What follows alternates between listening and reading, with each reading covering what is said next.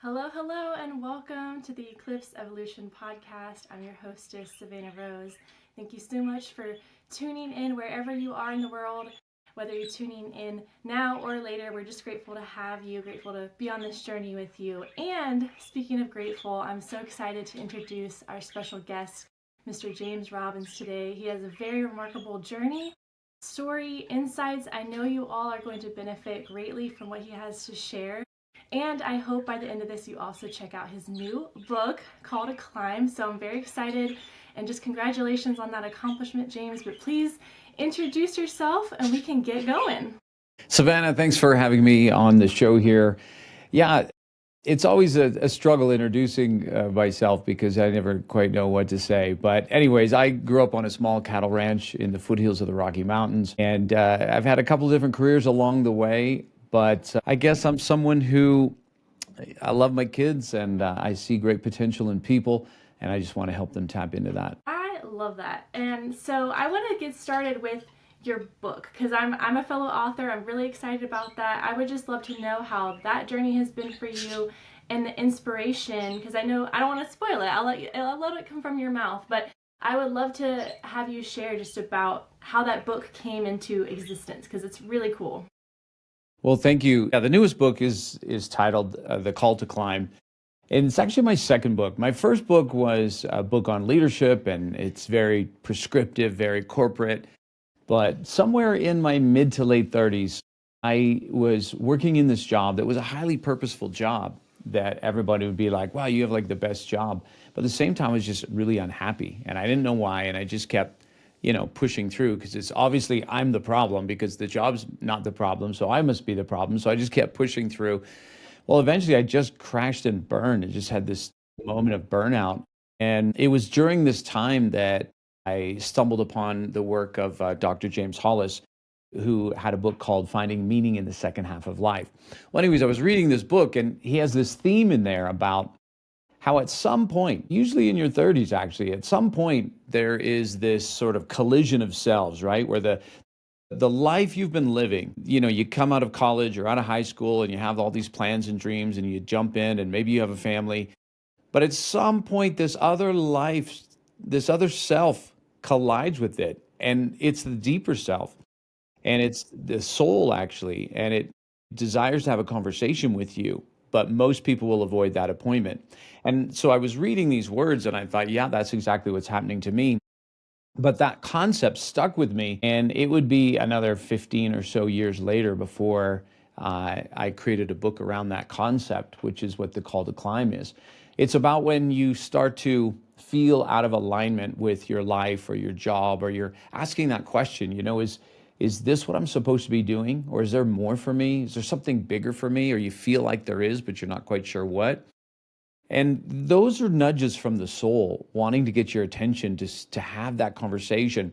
But the problem with that conversation is it's a really scary conversation, because often it's going to tell you, hey, there's something different for us. There's something better for us, which means a totally different path. So anyways, the book is written in a story form about somebody who stumbles into this remote village in the Bolivian Andes, only to find out that this village has been expecting them, because they've been called to climb this special mountain where you are, in a sense, forced to sit down and have a conversation with your soul. Wow. Oh my gosh. That's rich. That's rich. That soul work, that deep dive. I have so many questions for you. Okay, so you were talking about when you're feeling out of alignment, and that's kind of when your soul is knocking and asking you to listen to it.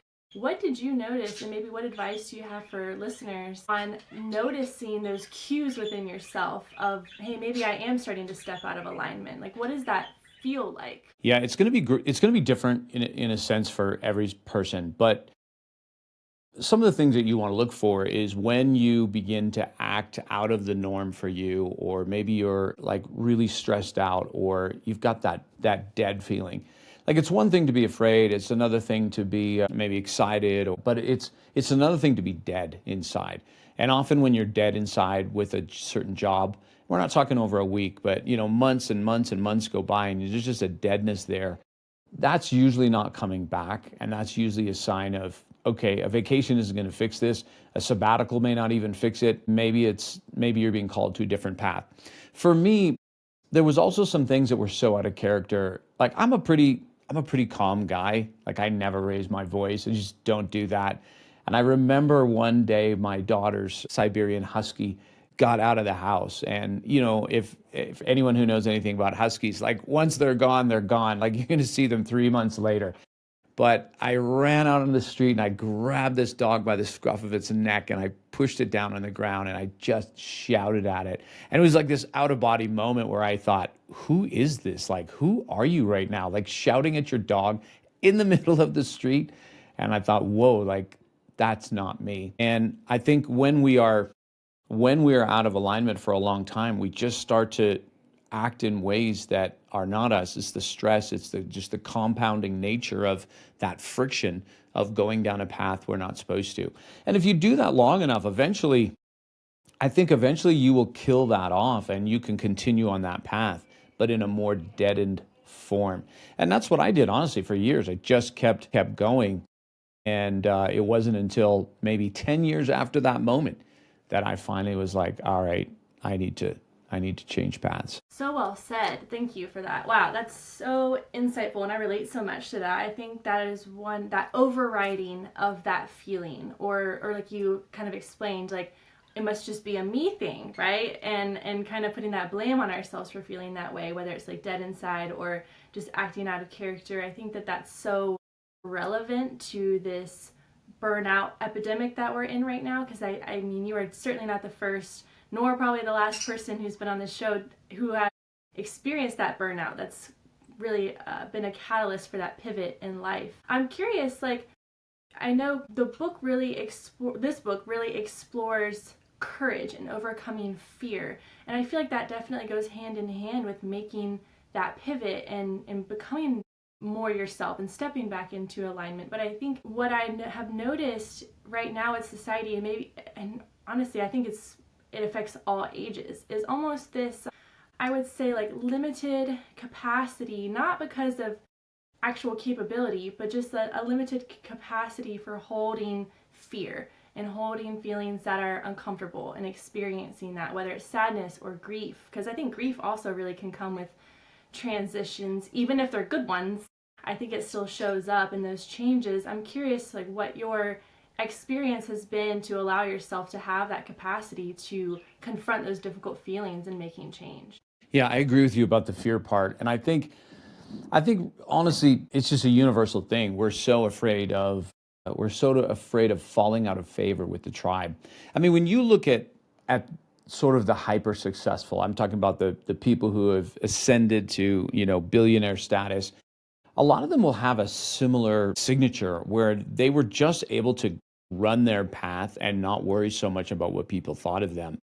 And I think for the rest of us, it's a huge struggle. And it starts, obviously when we're young, and then parents put these expectations on us, even if they don't realize it. In my family, it was, you've got to go to college. Like if you don't go to college, then you are failing right from the get-go. And so, I went, but I have a sister who didn't, and then spent her whole life feeling like she wasn't smart, all because of the expectations there. And then she had to struggle with that gap. And, then we get into a career, and then we think, well, what if I don't like this career, but I can't change, I'm already in. And we're still thinking in our 20s, what would my parents think about that? It's really difficult to carve out your authentic path.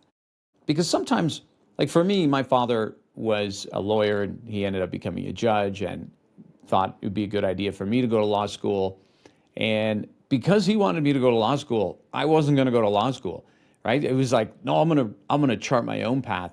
But little did I realize in that moment, he was still, in a sense, controlling my decision, because I wasn't choosing not to go to law school because I didn't want to go. I didn't want to go because he wanted me to go, right? Like in that way, it's really difficult at times to figure out what's really my path. It's the same for goals. For years I had this goal, like, well, got to make $1 million. It was just this magic number, right? Got to make $1 million. And then later I had to ask myself, why do you want that? Like, what's the reason behind that goal?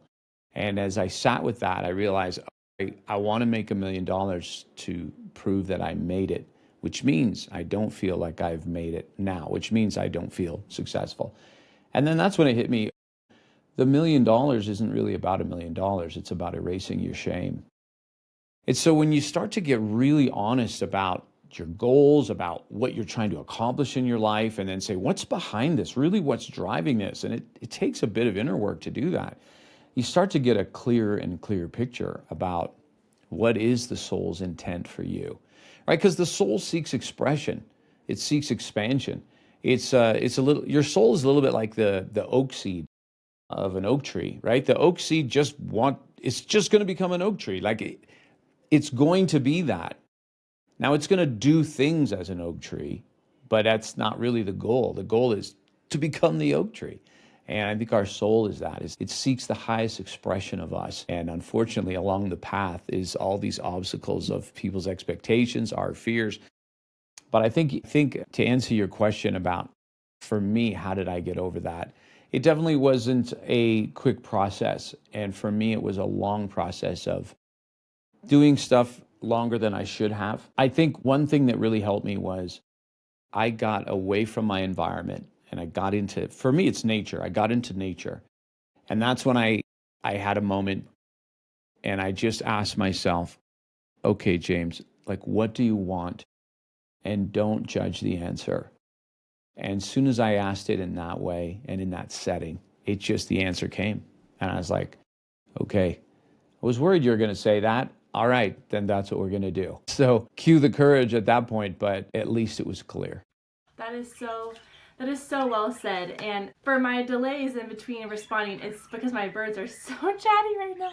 So I'm muting myself while you talk because what you're saying is so good. I don't want any pieces to get missed, but that's so amazing. So I guess what I'm hearing is this shift and kind of moving through the fear. It almost sounds like, yes, listening to the soul, but I would say it sounds to me like a shift in where authority is placed, because like you were saying, even making a decision out of rebellion is still being influenced by something. It's not, maybe totally being free of that authority in some ways. And then it sounds like when you're listening to your soul path, soul's call, the desires, really, like that desire piece, it sounds like is what becomes the new authority in that process. And tell me if I'm on the right track with that.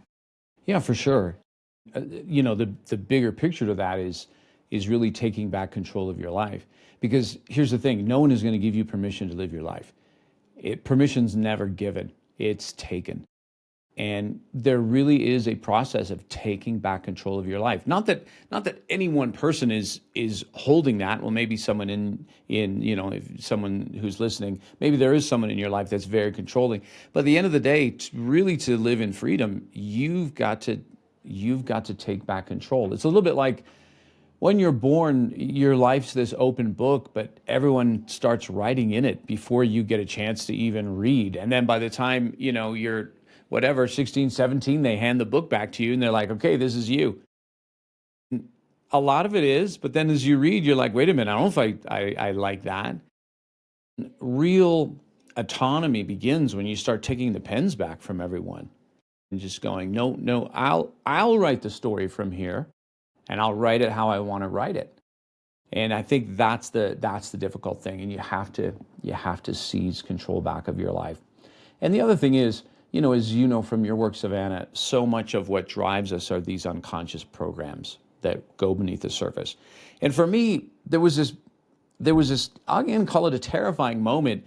So I started journaling a long time ago, maybe back in 2011 or something. I started journaling and I really kept with it. I created this habit, and like over a decade, I had like thousands of journal entries. And it was all in this app that I journaled in. Well, maybe 6-7 years into this app, they came out with a new feature where when you logged in, and it would be like, whatever, September 3rd, and it would say, hey, you have like 4 other journal entries from September 3rd in prior years. Do you want to review them? And I'd be like, oh, yeah, what was happening a year ago or 2 years ago? And so I would go in back and I would read these other entries. And more often than not, I would read the entries and I'd be like, well, that's eerie. That's literally like what I would write today. Some of them were so close to what I would write like what I just wrote that day, that I even copied and pasted them and I sent them off to a couple friends. I'm like, hey, check this out. Like, this is weird. And the more I began to review, the more I began to see these big patterns, like scary patterns, not only like fears, or it was like the same struggles with the same fears. It was the same rock that I didn't get over. And then I began to notice patterns even in what I was doing. This is the weird part. I'm in Costa Rica at a hospital, and then because I've got stomach pains, and that night I go to write my journal, only to learn that a year ago on the same date, I'm in a hospital in Spain getting emergency surgery, getting my gallbladder pulled out. Or how one day I go to the doctor because I just couldn't get over this flu. And I was like a CVS minute clinic. And then the nurse practitioner starts listening to my symptoms, gets ready to type them into my file. And she goes, wait a minute. She goes, you were already in here today. I was like, no, I wasn't. She goes, yes, you were over at our other location at the beach. And I'm like, no, I wasn't. And then she goes, wait a minute. That's so weird. She goes, you were in 1 year ago on this same day and all your symptoms are the same. She goes, I'm just going to copy and paste and put them into today's notes. And it was all these moments like that that made me realize, wait a minute, I'm living this copy and paste life. It's like I'm living in this massive orbit that's just so big. It's like how the earth goes around the sun. It's just so big that by the time I get back to the starting point, I don't know that I've been there before. Because if somebody had said, like, you're just living in a pattern, James, I'd be like, no, there's no way. I'm so devoted to personal growth and I'm doing all these different things. But no, my life was truly that anonymous quote that says, it's said that a man lives 80 years, but in reality, he lives only 1 year, repeated 80 times. And that's our life, unless we break from that pattern. And that takes. I'm so moved right now. I could cry. Just because what you're saying is so potent, James, and it's so relatable. And it's so funny you mentioned the journaling piece, because I feel like you're so spot on with that, not just as a tool for just output and expression, but it's such a massive tool for self-accountability, really. I think, because the same as you, I've gone through my old journals and try to make a habit of doing it every so often, and finding where I was a year ago. And if I'm still complaining about the same crap, I'm like, who's the culprit? Like, I need to actually do something about this. So I'm curious, when it comes to that pivot moment, like when you are seeing the forest for the trees, of like, oh, this is something that I am perpetuating, what advice do you have on breaking out of those cycles? And I would say, not just the out with the old, but how do you incorporate the new? For sure. So you need those moments that sort of catch your attention, that, oh, wait a minute, I've been here before. It's a little bit like, every year on my birthday, on August 12th, there is a meteor shower. That's me predicting the future. I can tell you that's going to happen. And someone might say, well, it's not really the future because it just happens every year because we're in a loop. But it really is predicting the future. I can predict the future because we are in a loop. And so it's the same with our lives. Like, especially if you've journaled and you can look back over the last 5 years and you can see the theme, well, that's the same theme for the next 5. And if you don't like that, then something has to interrupt the orbit, right? Otherwise, we're just going to go all the way around the sun again, and we're going to come back through and have the meteor shower. So you have to find a way to catch, oh, wait a minute, I've seen this before. This is me, or this is at least my pattern. And then we have to get ready to do the work. And this is why I talk about this in the book, and the call to climb. The metaphor is around climbing a mountain, because it does take work. And I don't know, some people might disagree with me on that, but at least my experience is it takes work and courage to go inside and think, why am I always people pleasing? Why did I take my friend's puppy for the weekend when I absolutely didn't want to and couldn't? Why did I say yes to that? Why do I lack boundaries? Why do I always feel insecure around this one person, right? There's all reasons for that. We just don't know because we've not seen, at the surface, we only see these tiny little sort of symptoms. But deeper down, it takes a lot of courage to face these moments where you can think, because I'm afraid of this. Oh, because I really care about what people think of me. Oh, because I don't believe that I'm enough. And because those statements are so scary for us, we just want to avoid them. But if you can dive deep without judgment, like truly, as you would as if you were investigating someone else, right? Like think of yourself as a scientist. If you're just looking at the data and you're going down, oh, okay, here's the data. When you can be okay with those truths, I'm not even going to call them ugly truths because that puts a judgment on it. But if you okay with those truths, like, you know what, I feel insecure around this kind of person because it reminds me of this and it makes me feel inadequate and whatever it is. Just be okay with the answers. And, from there, okay, there's various different ways that you can begin to speak to that part of yourself. But until you deal with some of those things, they're just going to keep showing up again and again and again. So true. I'm curious, and this is kind of taking a step backwards to something you mentioned a minute ago about the power of nature.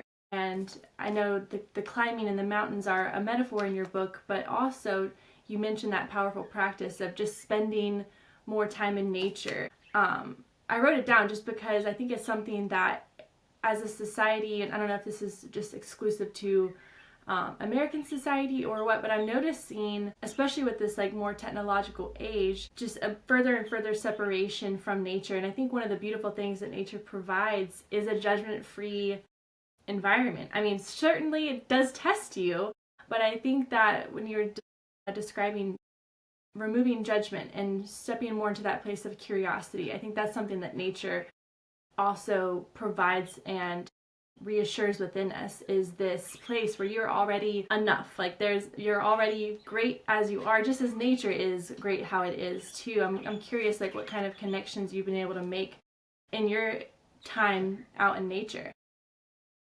I think nature is a reminder for us. It gets us out of our head and back into our bodies. I'm not sure if this has ever happened to you, but it's one thing to be walking down the street and you're looking at your phone and returning a text as you're walking. But if you ever go into nature and you pull out your phone to do something, there's just something that all of a sudden eventually feels wrong. Like you're like, what am I doing? Like, why am I on this thing? And I'm surrounded by whatever, the beach or the ocean or the mountains. It's like this calling you back to, like, get off your phone, and okay, that's right. And then all of a sudden you're in this moment. I think there's probably a lot more to nature than we understand in the moment in terms of maybe the energy or the frequency. But for me, I think there's part of all of us. Maybe it's an ancestral part of us that maybe comes online when we get out of the city streets and blocks and neighborhoods and just to nature. And it doesn't have to be in the middle of a national park either. It could just be actually in the park in your neighborhood where there's some green grass and some trees. Nature gives you a chance to marvel, right? To marvel and be in awe. And those are two of the same emotions, really. Like, to be in awe of something that's not a problem, that's not your problem, that's not something to fix. Like, when you get into nature, there's not a problem to solve. There's just a moment to be and be present. So I think it contains just a lot of natural power to be in nature. For me, that's where I can calm down quicker.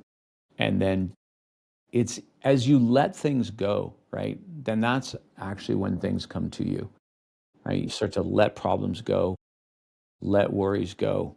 And like I did on that, when I had a really big decision to make, and I just said, okay, what do you want, James? And don't judge the answer. And then the answer came. Absolutely. It's that letting go. Just, I feel like it gives yourself more permission to, like you said, not judge. And then when we are freeing those channels, we can attract more because we're not putting those subconscious barriers up. And I think expectations is something that personally I'm working through when it comes down to these nature archetypes. I'm really studying the desert right now, and how the desert, it can seem so desolate or empty or even lifeless sometimes.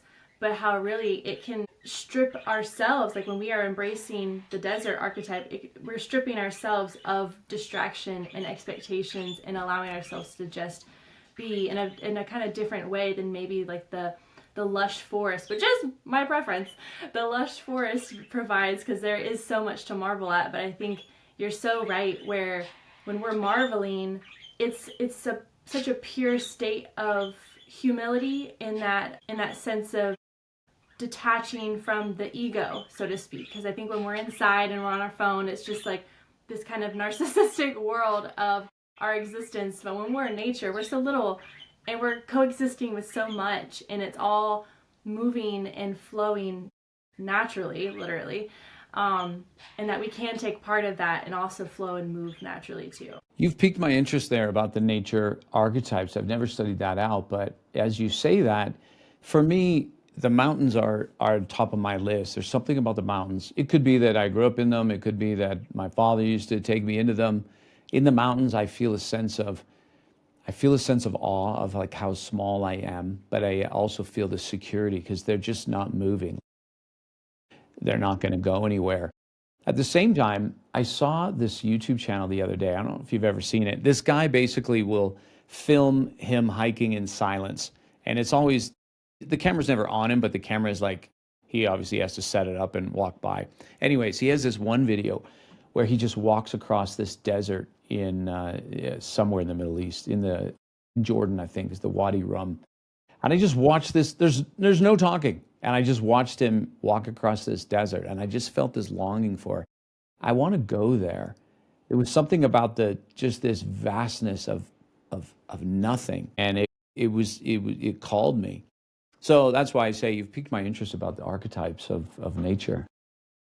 Sure, yeah. Well, the idea came to me because I have this archetype card deck that has all different kinds of cards within it, but I kept in this massive deck of, I don't even know how many cards, I just kept pulling this desert card. And then in the little book that comes with the deck, it has further exploration and it recommended some books. And so normally when I see and pull from this deck, I won't always explore the continuation piece, but I decided to challenge myself and like, no, this card keeps coming up for me for a reason. I need to dive deeper. And so I bought both of the books and I finished one, and I'm in the middle of another one right now. But the first one, it was about how the desert, like you were saying, it can just come across as this like nothingness, and it almost can make you a little frustrated or angry. And that's one of the author was exploring, where he's like, what is this place? Like, what does this bring me?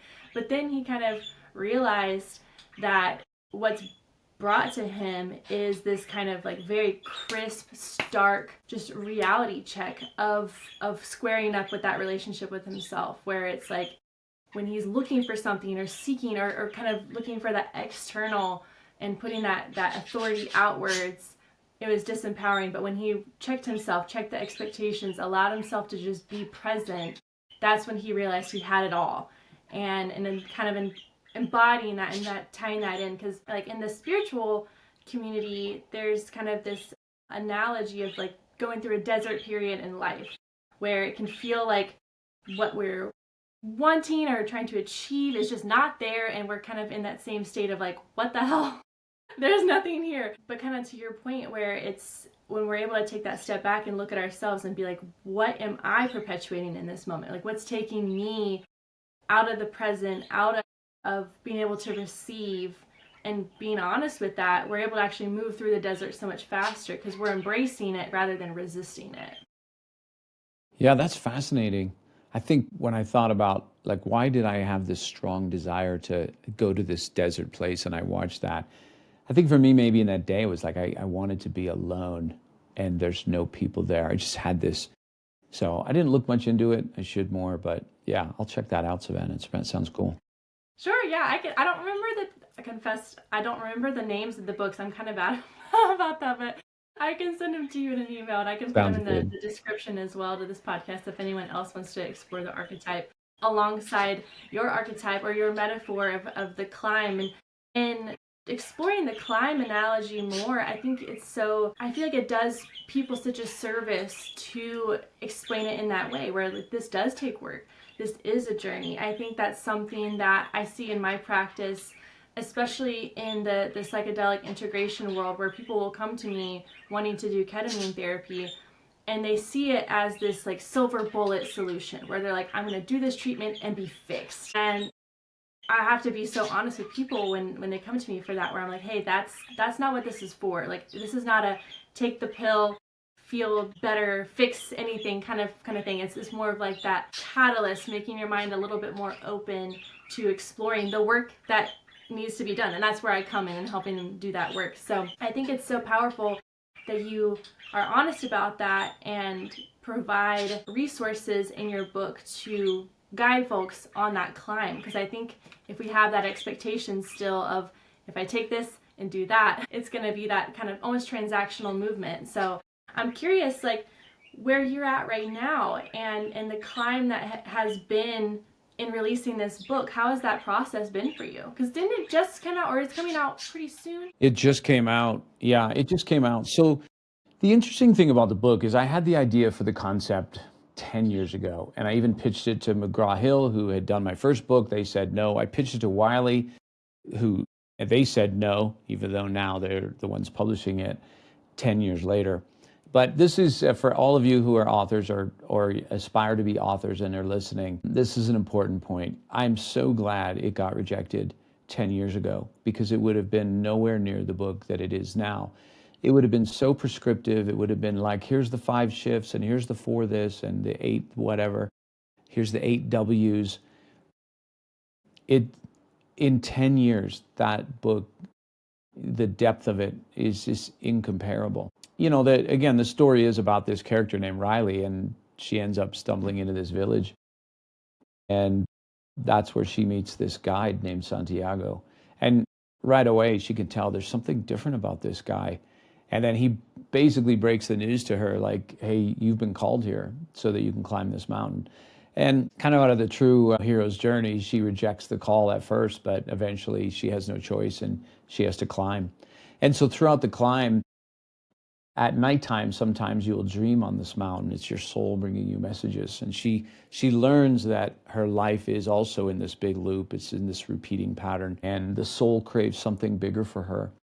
So the first section of the book is really about honoring your path, right? You're here for a reason. You're unique for a reason. And it's to follow that.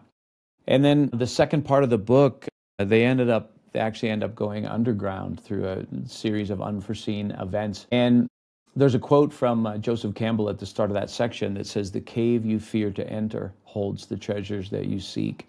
And it's all about going inside. And that's where Riley begins to go inward and learn about identity, some of the deepest fears, what we call dragons also, sort of these 3 fears that are just the core that these dragons breathe shame. And it's through this process that, you know, eventually she makes her way up the mountain and lots of tests and challenges. But each one is truly a test, not so much physically, but really emotionally, spiritually, mentally at times. And there is a certain grind it culture out there, you know, where you can go on YouTube. I listen to some of these videos from time to time, you know, like get your butt in gear and get going.